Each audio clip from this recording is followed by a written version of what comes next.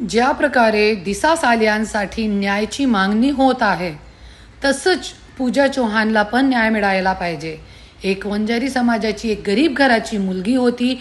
पूर्ण पुरावे होते. तिचे मर्डरचे पूर्ण पुरावे होते.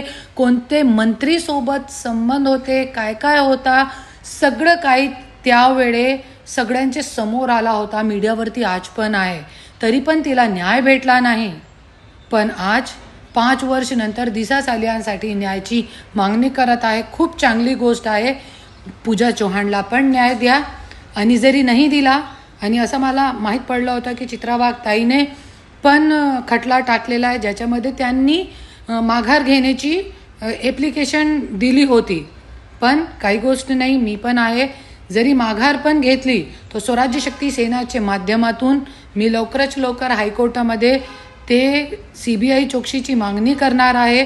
आणि पूर्ण पुरावेसहित लवकरच लवकर मी याच्यावरती पूर्ण पत्रकार परिषद घेणार आहे. पूजा चौहानला न्याय मिळाला पाहिजे. जय हिंद, जय महाराष्ट्र. धन्यवाद.